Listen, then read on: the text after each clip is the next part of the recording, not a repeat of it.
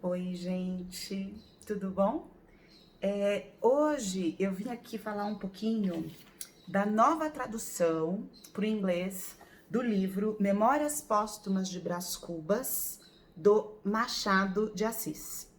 Então, essa obra é uma obra do final do século XIX, ela foi publicada em 1881 e é importante a gente considerar que a abolição da escravatura foi em 1888. Então, o livro foi publicado numa época em que a escravidão existia oficialmente. E ele foi publicado pelo escritor Machado de Assis e foi traduzido para várias línguas. Mas, há pouco tempo, aí de uns dias para cá, a gente tem ouvido bastante coisa na mídia sobre esse livro, porque uma tradutora, uma estudiosa, chamada Flora Thomson DeVoe, que é uma tradutora brasileira, ela fez a tradução desse livro para o inglês, então por isso que eu falei a última versão, a última tradução para o inglês do livro Memórias Póstumas de Brás Cubas. E essa última versão deste livro, ela ficou esgotada rapidamente. E existem alguns elementos, né, que nós podemos atribuir a esse sumiço, né, dos livros, a não ter essa demanda tão grande de leitores por conta desse livro. Muito bem. Primeiramente, porque a tradução dela realmente está uma tradução bem diferenciada, tem muitas notas explicativas. E segundo, porque como nós temos aí, foi uma coincidência, foi um trabalho dessa tradutora de 5 anos, só que foi uma coincidência porque essa tradução foi publicada logo depois das manifestações por conta do George Floyd, lá nos Estados Unidos. Então, a gente pode atribuir também essa toda a demanda aí de leitores, esse sumiço dos livros, esse esgotamento, ao fato, considerando isso que aconteceu dessas manifestações do George Floyd, em relação ao George Floyd, a gente pode pensar no seguinte, que não é só porque foi uma boa tradução, mas pensar também que o Machado de Assis era um escritor negro, né? Ele era filho de um negro com uma branca, e que ele escreveu esse livro em forma de folhetim, né? Depois ele culminou, todos esses folhetinês culminaram na publicação do livro, então ele foi escrevendo semanalmente, né? E depois, é um livro de 160 capítulos, então ele foi escrevendo paulatinamente, depois ele compilou tudo isso num livro, né? Memórias Póstumas de Brás Cubas. Mas ele escreveu isso, esses folhetins, na época da escravidão. E além disso, há muitas passagens na obra que se referem à escravidão no Brasil. Então, nós podemos atribuir isso, toda essa venda, né, esse mercado editorial, né, ficou aquecido nesse momento por conta disso, né, porque é um livro que vai trazer um escritor negro brasileiro, então quer dizer, eles vão ter essa referência, né, o Machado era um escritor negro brasileiro. Segundo, ele escreveu na época que nós tínhamos a escravidão oficialmente, então, quer dizer, isso é do interesse das pessoas, né? Ainda mais considerando tudo que aconteceu lá recentemente, as pessoas acabam tendo mais interesse para entender toda essa movimentação. E terceiro, porque no enredo do livro nós temos algumas passagens desse tipo. E eu queria fazer um comentário sobre duas que me chamam muito a atenção. Uma é o capítulo, só para falar rapidinho aqui, Memórias Póstumas de Brás Cubas, então está se referindo a um personagem, né? O Brás Cubas, o livro é narrado em primeira pessoa, né? E essa primeira pessoa, que é o Brás Cubas, vai contar as suas memórias depois de morto. Então ele tá lá no além. Então ele assim, ele não tem nenhuma, ele tá livre, né? Ele não tem nenhuma amarra. Ele não precisa ficar se policiando para falar, porque ele não tem mais nada a perder. O que ele tinha para perder, que era o principal, que era a vida, ele já perdeu. Então ele fala tudo, né? Ele fala tudo da vida dele, ele fala tudo da vida do outro, ele conta tudo, ele conta...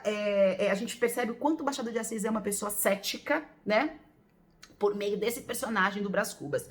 E esses dois capítulos que eu separei para comentar, ele tem muito a ver com isso, com esse ceticismo do Machado, né? E também com esse momento aí que tem a ver com essa questão da escravidão. Então vamos lá. Capítulo 11, o menino é pai do homem.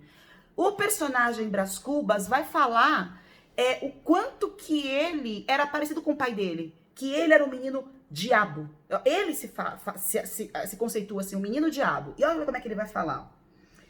Por exemplo, um dia eu quebrei a cabeça de uma escrava, porque me negaram uma colher do doce de coco que estava fazendo, e não contente com o malefício, deitei um punhado de cinza ao tacho, e não satisfeita a travessura, fui dizer à minha mãe que a escrava é que estragara o doce por pirraça, e eu tinha apenas 6 anos. Então, quer dizer, ele fala, ele era pequenininho e ele já era maldoso, né?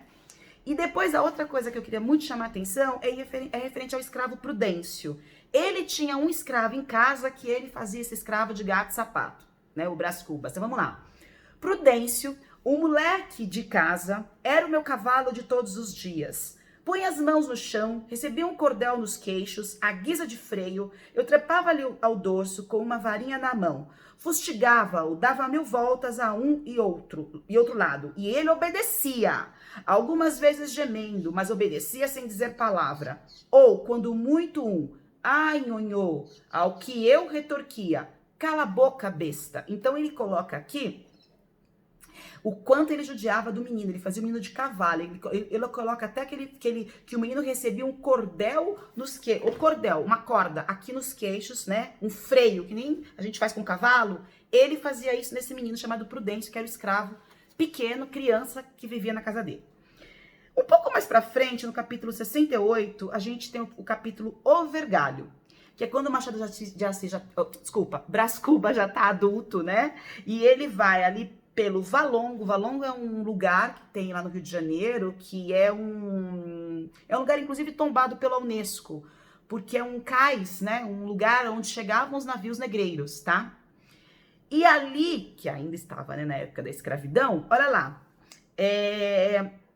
tais eram as reflexões que eu vinha fazendo por aquele Valongo fora. Ele estava passando por aquele lugar, por aquela região ali do Rio de Janeiro. Logo depois de ver e ajustar a casa, interrompeu-me, mas um ajuntamento. Era um preto que vergalhava outro na praça. Um preto que vergalhava. Vergalhar é chicotear, né? O outro não se atrevia a fugir. Gemia somente estas únicas palavras. Não, perdão, meu senhor, perdão. Mas o primeiro não fazia caso, e a cada súplica respondia com uma vergalhada nova. Toma, diabo, dizia ele, toma mais um perdão, bêbado. Meu senhor, gemia o outro. Cala a boca, besta, replicava o vergalho. Parei, olhei o Brás Cubas. Justos céus!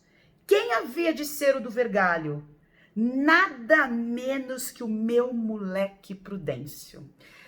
Gente, isso é Machado de Assis. É esse soco no estômago que você leva de vez em quando ao ler uma obra machadiana.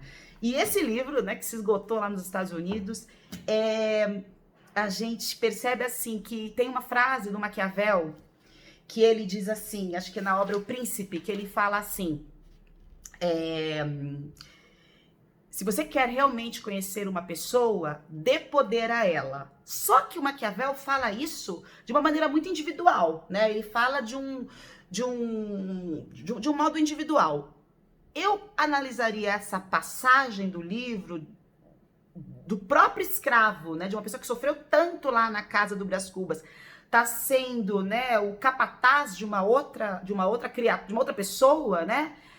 Eu acho que eu iria ali mais na linha do Paulo Freire, na obra, né, da Pedagogia do Oprimido, que o Paulo Freire coloca assim, que o sonho de todo oprimido é ser o opressor. Por quê? Porque é o que ele tem a oferecer, foi o que ele viu, foi o que ele viveu ao longo da vida, então não tem como ele agir de outra forma, né? Ele vai querer, ele não acredita em outra forma de poder, então por isso que ele quer ser, o sonho dele é ser o opressor, e foi exatamente isso que aconteceu com o escravo Prudêncio. Então aí é mais uma referência aí da escravidão, né, que tanto aí os americanos aí foram atrás nesses últimos dias. Espero que vocês tenham gostado do vídeo e até a próxima. Tchau, tchau.